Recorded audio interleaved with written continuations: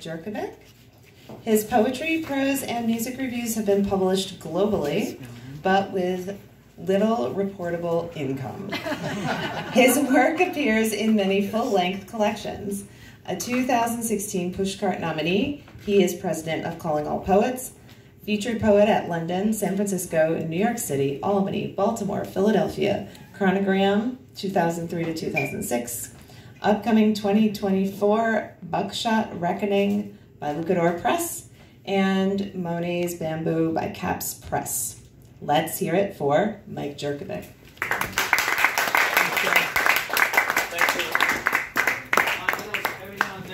Every now and then some of these poems are like meant for a certain age group. This one's for everybody. Now I need some help with this, okay? So when I say gravity gets us all, you say gravity gets us all. So turning back the mileage is no easy task. Once the lines and crow's feet peed upon the mask, the doctors cut and the doctors stitch, and they make museum pieces, but no matter how much you iron, babe, you're bound to see the creases. Gravity gets us all, baby. Gravity gets us all. Belly in, shoulders back, baggy shirts to hide the slack, couch zucchini garden moans, a tad of rheumatism in my bones, facelifts and breast transplants, all to help the bad romance, bags of sagging cellulite, skin now hangs that once was tight. Gravity gets us all, baby. Gravity gets us all. So we pay for Retin-A, 2 shots of minoxidil. Yes, we must live on and on. Just let the clock stand still. The doctors cut and the doctors stitch, and they make museum pieces, but no matter how much you iron, babe, they're bound to see the creases. Gravity gets us all. Gravity gets us all. Baby, gravity gets us all. Thank you, everyone. All right, this is from the new book. Suzanne read for me the other night, actually last night, and she was talking about how some poems go on a journey. This one originally started, it was going to be, I write very few love pieces. I don't know why. This started out to be one, and then I got a message from a friend of ours in Albany, and this is what it turned out to be. And it's called Blood Street. It was raining on the red lights on Bloodstrot when I heard they found your remains 3,500 miles away in the woods of Massachusetts. We had only met once, maybe twice, during a radio interview for my book, which was new at the time, but not since. You liked my haiku, and I thanked you for that. Now they found your remains 3,500 miles from back there, and it doesn't seem right. Perhaps, like so much, there should have been more. Refuge, shelter, and maybe the rain on the red lights will wash it all away, but I doubt things like forgiveness and mercy in times like these.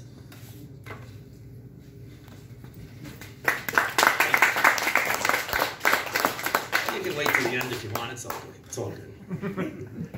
You know how they're putting everything on pizza these days?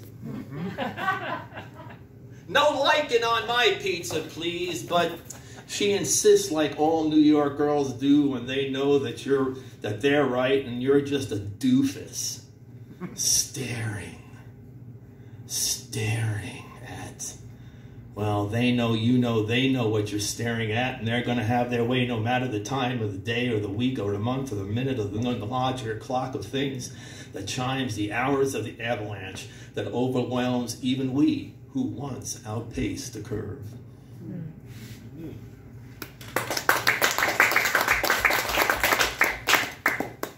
Women just have everything in their purse, if you've never noticed that.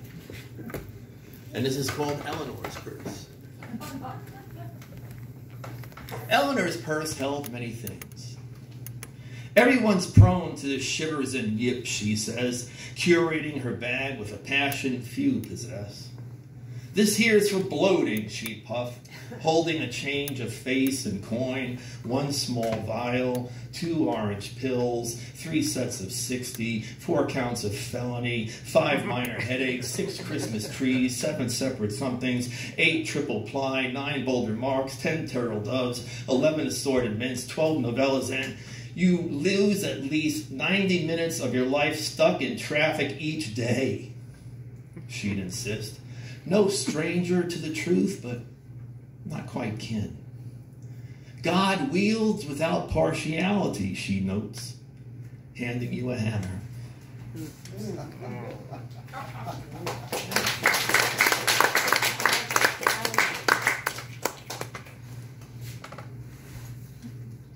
Frost's granddaughter convinced me of my brilliance as she held me between her legs like I was the last poet in Hudson, New York. We were young, so sex closed the deal. Rock that girl and you were the next big thing in the land of letters. Bite her neck and she read your words with worship. Hell, I could do that. It was junior year and I had spunk aplenty then. My tongue between her cleavage, her lips on my belly, our fingers tracing sweat. I had a way with alliteration that was totally American, she said. My hands on her feverish ass, foraging for a fulcrum, breathing warm along her panty line, their color that of open sky.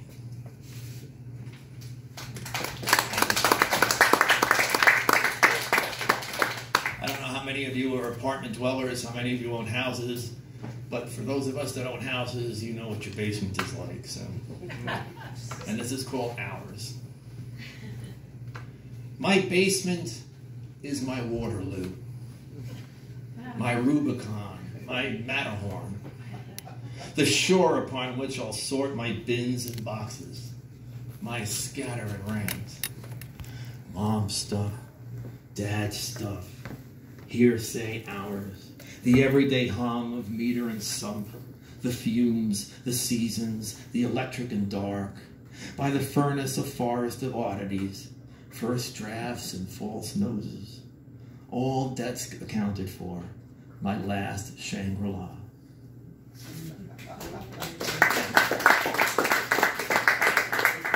This is actually based on a true story.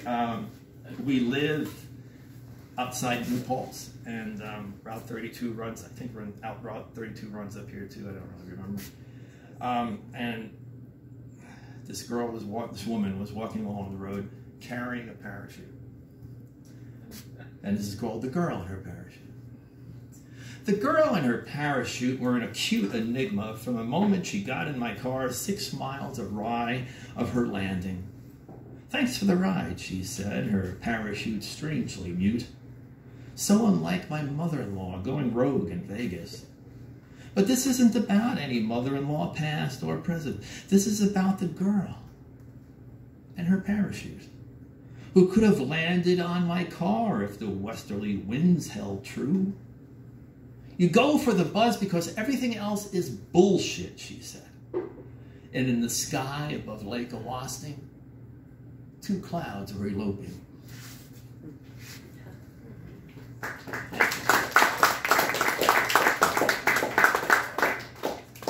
For those of you that don't know, Screaming Jay Hawkins was like the original shock rocker.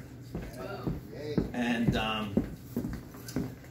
he is known to have had at least 86 children from God knows how many women. And in the early 2000s, there was actually a website that you could send your DNA in to see if you were related to Screaming Jay. And this is called Screaming Jay Hawkins and Me in Our Prime. I'm lost in a parking lot on the left coast with an Afghan Kush and Grey Goose buzz when Screaming Jay Hawkins jumps to Sierra screaming, "What am I going to do with 86 kids and each mama wanting my jam? Get in, you son of a bitch," I salvo, kicking the gas like a mule bucks gravity. Hurtling down Coastal Route 1 with an off-subpoenaed legend in my car does not faze me. Hell no. I expect these things from time to time. The brain unhinged, the whole world going batshit. Screaming Jay Riffin in the passenger seat is no more nuts to me than dumping poisons in the ocean to my left. It's vast sky filled with the moans of our daughter's womb engines, pumping out pilots and privates and warlords that no one believes can win anymore.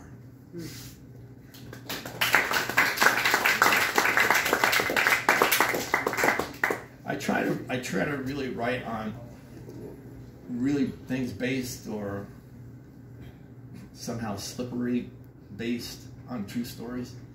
And this is actually called My Meeting with Vonnegut. There's an extremely bald guy barking parking directions from the fire tower where I'm trying to call upon a peaceful land, but I can't help thinking I'm either going to push this guy over the rail or jump in and park the car myself. You sow a sad intelligence, Kurt said, chronicling the inevitable. Here we are trapped in the amber of the moment, and you missed it. His unfiltered lit, his eyes ignited.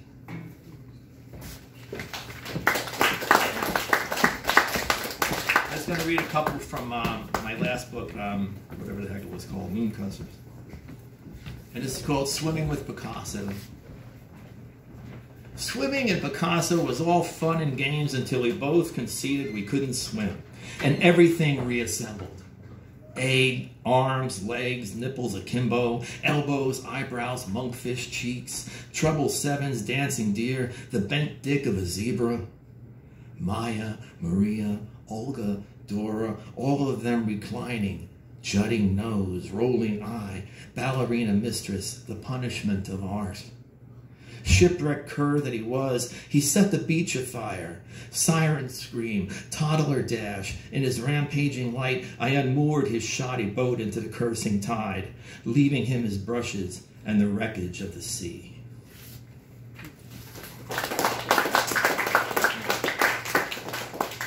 Where is Gracie? There she is. This one's called Gracie, and I think you'll know who it's about. There's a grammatical error up ahead that will change everything. How and why, I don't know, because off the top of my head, each one of these mad essays must cast doubt on the one before it, or at least lend a hand to its aberrant chords, which makes for unsure seasons, rising seas, and a lack of wonder. And I know you all have better places to be, like Dunkin' Donuts or debtor's jail. So I'll try to get to what I'm getting at before I get to where I'm going, which was really to talk about Gracie Allen, who knew that today's postage stamp was yesterday's head of state, that a country of checks and balances relies heavily on them checks, and that you never place a comma where God has put a period.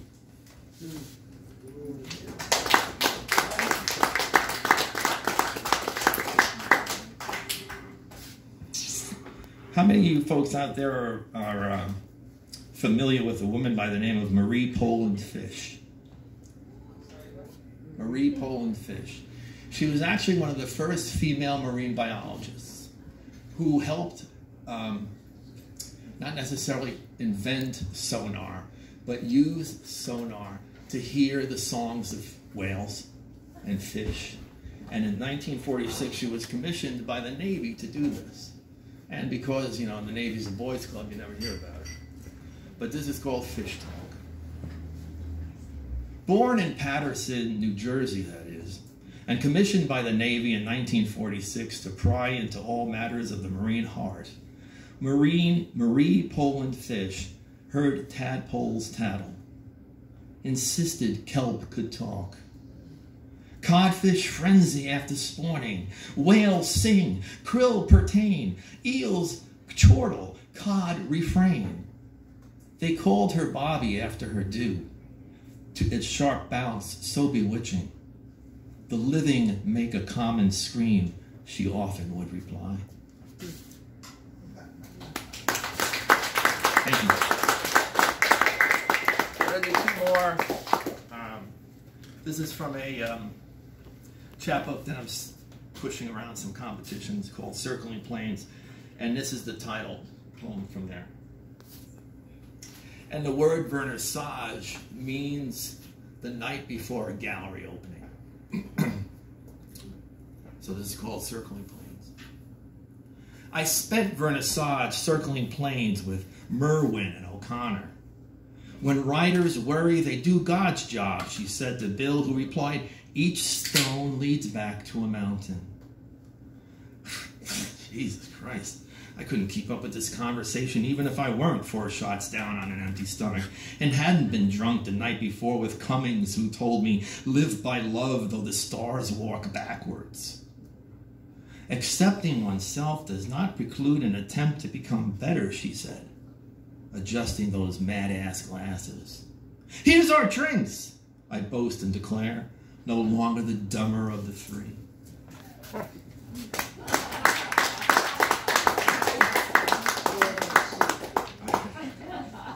This is from another book of mine called The Irreversible Future. No, that poem is called The Irreversible Future. This is called AmericanMental. This is kind of like a chronicle of the Trump years. We oohed and awed at the 64 World's Fair and the droids that would take away our work and give us more time with the kids. More time to smoke, to read and watch, to drink and fuck and fuck and fuck some more. Raw metallic arms did the work of 50 men without unions and overtime. Hulking huge brains sprayed pretty light and reasoned all our equations. The atom had no blowback. The wonderful world of chemistry was just one pill ahead. We marveled at modems and picture phones. Big oil gave us dinosaurs. The happy plastic family heartened us all. Different trips, same monkey. Disney ruled the air. Weather stations under the Arctic ice would correct the world's climate. The cities of the future had no ghetto that we could see. They were less frantic. They were less sad and frantic than those to come.